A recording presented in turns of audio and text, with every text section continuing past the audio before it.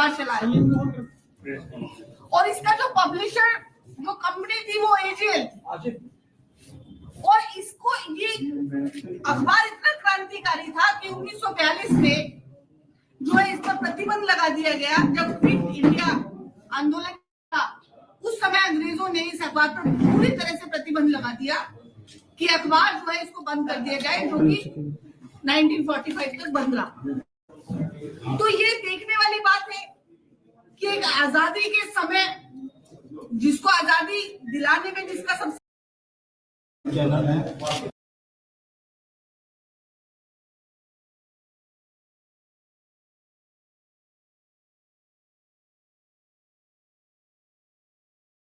Media है,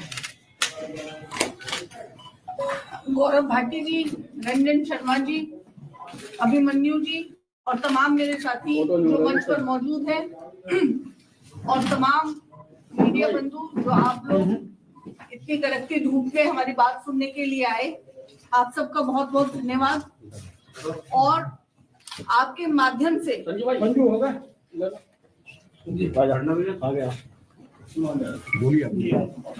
आज हम पूरे देश को ये बात बताना चाहते हैं कि ये 21वीं सदी में जब हम प्रवेश कर रहे हैं, जहां पर बात होनी चाहिए थी कि चांद पर पहुंचा जाए, मंगल पर पानी है कि नहीं है, बच्चों के भविष्य के बारे में, रोजगार के बारे में, महिला सुरक्षा के बारे में, तमाम उन चीजों के बारे में जो इस देश को आगे लेकर जाती हैं। लेकिन दुर्भाग्य से आज हम उस सरकार के तले ऐसी कुचल के हमको बैठा दिया गया है, एक ऐसी सामंतवादी, फांसीवादी, तानाशाही सरकार जो केवल और केवल विपक्ष को कुचलने का, किस प्रकार से विपक्ष को कुचला जाए, किस प्रकार से विपक्ष के नेताओं को उनको जो है इस तरह कर दिया जाए कि वो किसी पब्लिक में आने के, लोगों से मिलने जुलने के उनको न समय हो न उस काबिल रहे। इस प्रकार की मंशा लेकर ये सरकार चली। आपने देखा होगा कि 10 साल में ईडी ने जितने भी नेताओं पर रेड डाली या केस किए, उनमें से 98% जो है वो केवल विपक्ष के नेता है। क्या ऐसा क्या जादू हो गया कि एनडीए के खाते में एक भी भ्रष्टाचारी नेता नहीं, जबकि मोदी जी तो चिल्ला चिल्लाकर मंच से बोलते हैं कि 70,000 का घोटाला है, मैं चक्की पिसवाऊंगा, फिर उसको जो है डिप्टी चीफ मिनिस्टर बना देते हैं। हेमंत बिस्वा के बारे में तमाम बात बोलते हैं, उसको चीफ मिनिस्टर बना देते हैं। तमाम इनके जितने भी नेता हैं सभी भ्रष्टाचार में पूरी तरह से आकंठ डूबे हुए, उसके बावजूद भी उन पर कोई कार्रवाई ईडी नहीं करती है। क्या ईडी केवल एक तरफा देखती है? क्या केवल विपक्ष का जो है उसका चश्मा केवल विपक्ष के जो नेता है उनका भ्रष्टाचार दिखाता है, और उस पर भी उसका कन्विक्शन रेट केवल 1% हो जाता है।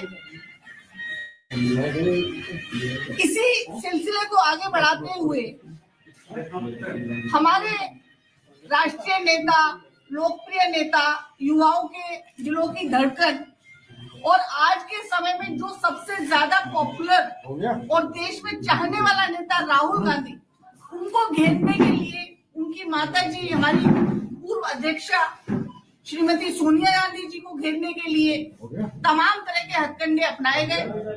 उसी को लेकर जो है नेशनल हेराल्ड का मामला जो है वो उठाया गया। मैं रुकूं? नहीं, बोलिए। नेशनल हेराल्ड का मामला जो है उठाया गया। नेशनल हेराल्ड एक ऐसा अखबार है जो कि स्वतंत्रता का आंदोलन जब चल रहा था 1938 में, उस समय पे लोगों की आवाज उठाने के लिए, आंदोलनकारियों की आवाज उठाने के लिए, क्रांतिकारियों की आवाज उठाने के लिए, इस देश की आवाज उठाने के लिए अंग्रेजों के खिलाफ जो है वो अखबार जो है वो चलाया था पंडित नेहरू और तमाम साथियों ने ये अखबार चलाया। और इसका जो पब्लिशर जो कंपनी थी वो एजीएल, और इसको ये अखबार इतना क्रांतिकारी था कि 1942 में जो है इस पर प्रतिबंध लगा दिया गया। जब क्विट इंडिया आंदोलन चला उस समय अंग्रेजों ने अखबार पर पूरी तरह से प्रतिबंध लगा दिया कि अखबार जो है इसको बंद कर दिया जाए, जो कि 1945 तक बंद रहा। तो ये देखने वाली बात है कि एक आजादी के समय, जिसको आजादी दिलाने में जिसका सबसे बड़ा योगदान, क्योंकि आप जानते हैं कि उस समय जो है सोशल मीडिया नहीं होता था, उस समय फोन नहीं होते थे, मोबाइल नहीं थे, तो केवल और केवल अखबार जो है एक दूसरे तक अपनी बात पहुंचाने काम करते थे, पर्चे होते थे या अखबार होते थे।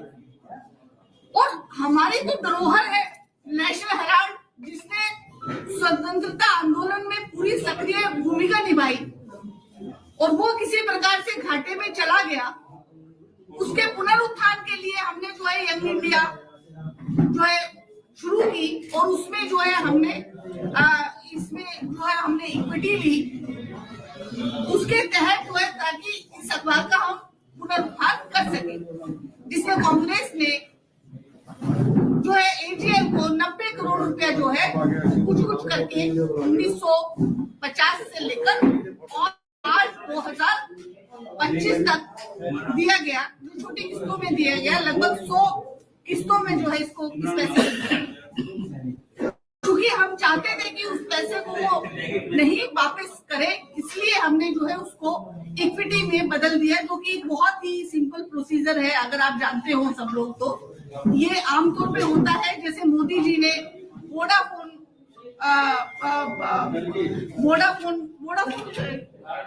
ही है ना जी, वोडाफोन को जो है उनके 38,000 करोड़ रुपया जो है इन्होंने वेव ऑफ किया था और उस कंपनी को इन्होंने अपने में ले लिया। इसी प्रकार से रुचि सोया का भी इन्होंने जो है वेव ऑफ किया और उसको जो है पतंजलि ने खरीद लिया। तो ये मामूली आम प्रोसीजर है, कानूनी तौर पे पूरी तरह से लीगल है, जो कि होता है। और इसी तरह से जो है हमने जो है एजीएल की मदद की ताकि उसका पुनरुत्थान हो सके और वो अखबार जो है आज भी चल सके और लोगों तक पहुंच सके। और ये कांग्रेस की एक बहुत बड़ी पहल थी धरोहर को सुरक्षित रखने के लिए, क्योंकि वो आजादी के टाइम से जुड़ा हुआ था। लेकिन चूंकि इनकी मंशा जो है केवल और केवल विपक्ष को घेरने की और विपक्ष को बदनाम करने की है, किस प्रकार से विपक्ष की छवि, राहुल गांधी जी की छवि और सोनिया गांधी की छवि को खराब किया जाए, और तमाम तरह के इस तरह के हमारे ऊपर इल्जाम लगाए गए कि ये तो मुनाफा खाने के लिए। अगर हमने मुनाफा खाना होता तो हम भी आपके लिए आपकी तरह जूते चाट लेते अंग्रेजों के और जो है उनकी गवर्नरशिप को हाक कर देते, जैसे कि आपने कर दी थी कि आप जो है महारानी जी बनी रहिए, बस हमको तो है कर दीजिए। आजादी तो ही नहीं थे, ये अंग्रेजों के जूते चाट रहे थे उस टाइम पे जब हम आजादी की लड़ाई लड़ रहे थे। जब हम अखबार निकाल रहे थे उस टाइम ये आरती कर रहे थे महारानी की। तो इस प्रकार के तमाम जो इल्जाम है उनको नकारते हुए हम पूरे देश को आज ये संदेश देना चाहते हैं कि जितने भी इल्जाम हम पर लगाए गए वो पूरी तरह से हास्यास्पद है, पूरी तरह से फर्जी है और केवल कांग्रेस को घेरने का ये एक स्कैम है, इसके अलावा कुछ नहीं है, जिसमें ये पूरी तरह से फेल हो गए हैं और आगे भी इस तरह के प्रयासों में ये फेल। आप सबके जो प्रश्न है वो आमंत्रित है, बाकी जो हमारे साथी हैं वो भी साथ में मेरे प्रश्नों के उत्तर देंगे। अगर इसके अलावा कुछ आपको जानकारी चाहिए या कुछ प्रश्न है तो आप पूछ सकते। आपने कहा जूते चाट रहे थे, विस्तार से बताइए कौन जूते चाट रहा था?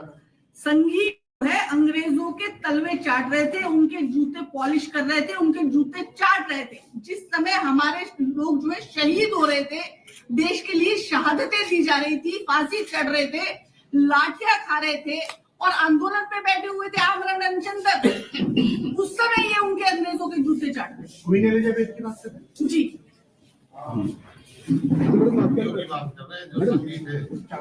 रामजी लाल सुमन का बयान जो आ रहा है, इंद्रजीत सरोज का जो बयान उत्तर प्रदेश में आया है, तो क्या उत्तर प्रदेश में, खासतौर से उत्तर प्रदेश में सियासत हो रही है, जातीय ध्रुवीकरण की बात हो रही है? क्या जातीय ध्रुवीकरण को साथ करके समाजवादी पार्टी आगे बढ़ना चाहती है? आपको क्या लगता है? देखिए, मैं समाजवादी की प्रवक्ता तो नहीं, लेकिन कोई भी पार्टी जो है जीतने के लिए हर प्रकार की जो है प्रयोग जो है अपनाती है। तो हो सकता है कि इस तरह के प्रयोग किए गए हों, लेकिन मैं क्योंकि उनकी ऑफिशियल प्रवक्ता नहीं हूँ तो मैं इस बारे में रामजी सुमन के बयानों को आप किस तरह से देखते हैं, कैसे देखते हैं? देखिए, कोई भी अगर व्यक्ति इस प्रकार के बयान देता है तो उसके पीछे कोई ना कोई मतलब रहता है, ये बात है। लेकिन जहां तक जातीय ध्रुवीकरण की बात है तो हम ये कहते हैं कि जितनी भी कास्ट देश में उनको उनका बराबरी का हिस्सा मिलना चाहिए। इसी को मद्देनजर रखते हुए हमने जनगणना का मुद्दा भी उठाया।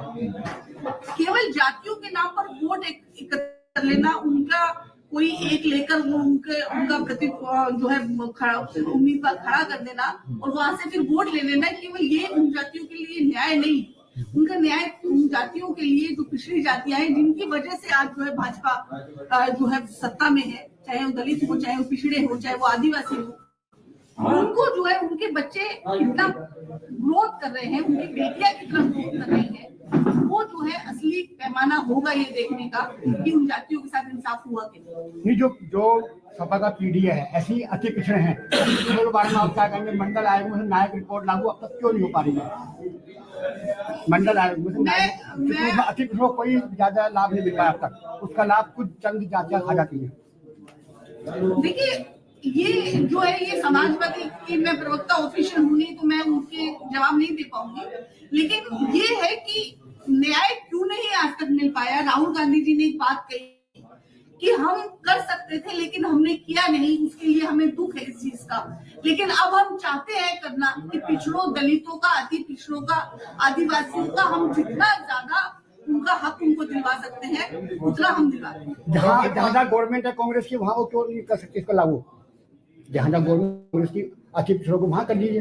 देखिए, जितनी स्टेट में आपने देखा होगा कि जहाँ पे हमारी गवर्नमेंट है, वहाँ पे देखेंगे आप, हमने पहली कलम से जो है किसानों का कर्जा माफ किया, दलितों की स्कॉलरशिप दिलाई, तमाम तरह के जितने हम फायदे कर सकते थे हमने उतने किए। दलित पिछड़ों की बात हो रही है आज, मगर अति पिछड़ों की बात कोई नहीं कर पाता, जो कि आज भी मोस्ट। देखिए, जब दलितों की बात होती है, जब आदिवासियों की बात होती है, पिछड़ों की होती है, तब अति पिछड़ों की भी उसमें बात आती है। ऐसा नहीं है कि अति पिछड़ों को छोड़ दिया गया है। राहुल गांधी जी ने एक बयान भी दिया था बीते दिनों ओबीसी को लेकर के, जब आप लोगों की बैठक और जनगणना की बात वो कर ही रहे हैं, ओबीसी को लेकर के क्या कहेगी कांग्रेस पार्टी? देखिए, ओबीसी जो है इसमें यहाँ पे सबसे ज्यादा प्रतिशत जो है ओबीसी का है, कम से कम 50 से 60% के बीच में ओबीसी देश में। ओबीसी जो है वो सरकार बनाता है, ओबीसी जो है सरकार गिराता है। तो ओबीसी को लेकिन उसको केवल उस नाम का महिमा मंडन कर देना, उसके नाम का एक और चीफ मिनिस्टर खड़ा कर देना, या उसके नाम का कोई ऐसा कैंडिडेट खड़ा कर देना, केवल ये खाना पूर्ति करना केवल ये नहीं है कि कागजों में आपने खाना पूर्ति कर दी। उसको ये है कि पिछड़ों को उनका हक कब मिलेगा। उनका हक जो है आज तक पिछड़ों को नहीं दिया गया है, वो हक दिलवाने के लिए जनगणना की हमने बात की, और जिसमें जो है पूरी तरह से मोदी सरकार जो है पूरी तरह से फेल है पिछड़ों को अपना हक दिलाने के लिए। जब मोदी जी ये बोलते हैं कि इस देश में केवल 2 जात है, गरीब और अमीर, तो ये बात बिल्कुल साबित हो जाती है कि वो इस चीज को बिल्कुल पूरी तरह से नकार देते हैं। जो जातीयकरण वो करते हैं इसको पूरी तरह से नकार देते हैं, क्योंकि उनको पता है कि अगर ये चीज सामने आई, अगर पिछड़ों को ये पता चला और दलितों को ये पता चला कि उनके अधिकार उनको दिए जा रहे हैं, तो हमारा पत्ता साफ हो जाएगा, क्योंकि हम उनके खिलाफ। रॉबर्ट वाड्रा ने 7 करोड़ या 8 करोड़ की जमीन को 56 करोड़ में बेचा, जब ईडी की जांच के दायरे में है, इसको लेकर क्या करें? रॉबर्ट वाड्रा जी ने जब से केस शुरू हुआ तब से लेकर आज तक कम से कम 30,000 पन्नों का जो है लेखा जोखा जो है पूरा ईडी को दिया। उसमें से एक भी ऐसा नहीं है कि जो उनके खिलाफ जाती है, बताइए। क्योंकि केवल और केवल फर्जी चीजों से बोल देने, मैं आप बोल दूं कि आपने तो ये किया है, मेरे बोल देने भर से वो इल्जाम जो है साबित नहीं हो जाता। ईडी अगर कोई इल्जाम लगाती है तो उसको साबित भी करे। केवल मुंह से बोलने से या किसी को गिरफ्तार करके 8-8 घंटे पूछताछ कर लेने से उनकी जो है खाना पूर्ति पूरी नहीं हो जाती। इस बात से इनकी मंशा साफ जाहिर होती है, केवल और केवल बदनाम करने के साथ। वरना क्या करो, अगर आपके अंदर दम है, अगर आपके अंदर गट्स है, तो करो राहुल गांधी को जेल में अंदर, करो सोनिया गांधी को, करो रॉबर्ट वाड्रा को अंदर, क्योंकि आपके पास कोई प्रूफ नहीं है, क्योंकि हमने कुछ गलत किया नहीं है। हम केवल और केवल संविधान पे चलते हैं, कानून पर चलते हैं। उसके या नहीं, और जो करते हैं उनको आपने सत्ता में समाजवादी पार्टी भी पीडीए की बात करती है, पिछड़ा दलित अल्पसंख्यक की बात करती है, कभी कभी अवहेला भी कर देती है। कांग्रेस भी जो है ओबीसी की बात कर रही है, दलितों की बात कर रही है, अल्पसंख्यक की बात कर रही है। तो कांग्रेस का पीडीए समाजवादी पार्टी के पीडीए से कितना different है? रंजन जी जवाब आप बताइए। रंजन के फॉरवर्ड का जवाब देंगे, अतिक्रमण के बाद में समाजवादी पार्टी, मेरा सवाल ये है, क्या समाजवादी पार्टी से कांग्रेस का मुकाबला पीडीए को लेकर के हो रहा है? कोई मुकाबला हमारा नहीं, हम सब काम कर रहे हैं, सभी जातियों के लिए काम कर रहे हैं। आपका पीडीए समाजवादी पार्टी के पीडीए से कितना कितना different है? बेहतर, कितना अच्छा उनसे आप कहे टक्कर ले सभी पाएंगे? जाति आज का मुद्दा है ना। चलो मैं इसे आगे बढ़ा दूं थोड़ा, मैं थोड़ा सा आगे बढ़ा दूं। कांग्रेस का जो वोटर था, जिसमें कांग्रेस का रुतबा था सरकार में, वो वोटर दलित, मुस्लिम, ब्राह्मण, ये सब थे जो हम हिंदू बने। मतलब जो दलित तो अपना आगे चले आओगे बेचारे अधिग्रह कौन बोल रहा है? अब वो आपसे छिटक, अब उनको फिर से कहने की, उनको मतलब अपने साथ लेने की बात आप भी कर रहे हैं, सभा भी कर रही सकता है। कांग्रेस की क्या नीति है? कांग्रेस किस उस तरीके से इनको अपना बनाने के लिए, अपना वोट बैंक फिर से वापस पाने के लिए क्या है मतलब उसकी तैयारी, वो बताइए आप। क्योंकि वही सभा अपनी क्या कोशिश कर रही है, उससे आगे निकल के आप किस तरह से उन्हें अपना बनाएंगे, उनसे पहले वो बताओ। भाई साहब मैं इसका मैं नहीं, जवाब नहीं, मैडम, है ना? देखिए ऐसा है, कोई भी अगर समाज में किसी भी प्रकार का संशोधन होता है, किसी भी तरह का बदलाव आता है, तो वो एक ऐसी पार्टी लगती है जो कि नेशनल लेवल पर हो, हर स्टेट में हो, और जिसका पूरी तरह से सत्ता पर जो है कब्जा हो। या तो वो बीजेपी कर सकती है, जो कि जिसके पास पूरी बहुमत है पूरी तरह से, या फिर कांग्रेस जब बहुमत में आए तब कर सकती है। एक रीजनल पार्टी, देखिए कोई भी, हम ये नहीं कहते कि पार्टीज को नहीं होना चाहिए, ये स्वतंत्र देश है, और यहाँ पर लेकिन जो रीजनल पार्टी हर उसमें बनी है, उनका भी अपना एक वजूद है, वो भी चाहती है कि वोट बैंक उनका बढ़े, और इस प्रकार से वो तमाम तरह की जो है कोशिशें उनकी रहती है। और रही समाजवादी पार्टी की बात, तो उनका भी यही है कि पिछड़ों की बात करती है, आदिवासियों की और दलितों की और अति पिछड़ों की बात करती है, और कांग्रेस भी करती है। लेकिन इन फ्यूचर अगर पिछड़ों को कोई लाभ दे सकता है, और किसी भी मतलब चाहे दलितों को, आदिवासियों को लाभ दे सकता है, तो केवल और केवल कांग्रेस पार्टी दे सकती है, क्योंकि कांग्रेस पार्टी वो बहुमत लेके आने वाली है, वो जादुई आंकड़ा वो कांग्रेस पार्टी लेकर आएगी कि जिससे बदलाव होंगे समाज में, जो कि जिसका सपना हम देख रहे हैं जिस देश का, वो सपना जो है वो केवल और केवल क्या आप कहें कि समाजवादी पार्टी से बेहतर मैनेजमेंट कांग्रेस पार्टी का है, और कांग्रेस पार्टी ज्यादा बड़ी हितैषी है पीडीए की कांग्रेस समाजवादी पार्टी? देखिए ये आप गलत जो है वो कर रहे हैं, क्योंकि समाजवादी पार्टी उत्तर प्रदेश तो किस स्पर्धा हो रही है क्या नहीं, समाजवादी प्रतिस्पर्धा है। कोई मैं आपको इस मुद्दे पे हम बोलते हैं। सुनो एक सेकंड अभिमन्यु भाई, इसमें बड़े सूक्ष्म आपको एक बात बताऊं। पिछली जो है 4 तारीख को जो है नवनियुक्त जिला अध्यक्षों की जो है मीटिंग जो है राहुल गांधी जी ने, उन्होंने एक ही बात की, ये लड़ाई जो है सत्ता पाने की नहीं है कांग्रेस की, ये लड़ाई है विचारधारा की, इस देश में अमन शांति कायम करने की ये लड़ाई है। ये सिर्फ जो है सिर्फ सत्ता की लड़ाई नहीं है, कह रहे कि इतने वोट आ जाए और हमारी जो है सरकार बन जाए। ये स्पष्ट रूप से जो है रंजन भाई भी थे उसमें, स्पष्ट रूप से जो है राहुल गांधी जी ने कहा ये विचारधारा की लड़ाई है। जो एक कांग्रेस पार्टी ने आजादी की लड़ाई लड़ी थी इस देश के अंदर, दूसरी लड़ाई जो है मैं जानना चाह रहा था क्या प्रदेश में क्या यहाँ पर धार्मिक ध्रुवीकरण और जातीय ध्रुवीकरण के बीच में द्वंद्व चल रहा है? देखिए हम कांग्रेस पार्टी जो है धार्मिक उसमें जो है बिल्कुल हम धर्मनिरपेक्ष देश हैं, और हम बिल्कुल जो है ये जो भाजपा ने जो एक ये फैलाया है हिंदू मुसलमान वाला, हम इसके बिल्कुल पूरी तरह से खिलाफ हैं कि ये बिल्कुल जो है हमारे संविधान के विरुद्ध है, इस देश की भावना के विरुद्ध है, हमारी गंगा जमनी तहजीब है, और सबों को पूरा हक है कि वो अपना जो है धर्म का जो भी वो करना चाहे वो कर सकते हैं, चाहे वो हिंदू हो चाहे वो मुसलमान। इसमें बीच में पेच डलवाना, लड़ाई करवाना, मस्जिदों पे झंडे फहराने, इस तरह की चीजें करना, ये बहुत ही छोटी किस्म की राजनीति होती है, गली की राजनीति होती है, जो कि भाजपा अभी भी इतनी बड़ी पार्टी होगी जिसको विश्व की सबसे बड़ी पार्टी कहते हैं, लेकिन उनकी सोच आज भी एक गली की जो बिल्कुल मोटी सोच होती है ना, वो सोच है। ठीक है। मैडम, कांग्रेस के पास ऐसा क्या फार्मूला है? ना तो यूपी में आ रहे हैं, ना केंद्र में आ पा रहे हैं। वापसी, सत्ता में वापसी कैसे होगी? आपने देखा लोकसभा में आपने जिसके देखा कारण नहीं, की बिजली कटी हुई हो पिछले कई साल से अभी आप खुद मौजूद है, हम देख रहे हैं हालत क्या है। सच्चाई बात है, सच्चाई क्या गलत है? यहाँ कैसे कार्यकर्ता आएंगे, कैसे कांग्रेस से लोग जुड़ेंगे। जो प्रेस कॉन्फ्रेंस संघर्ष के मुद्दे में कांग्रेस की सच्चाई है जो संविधान के साथ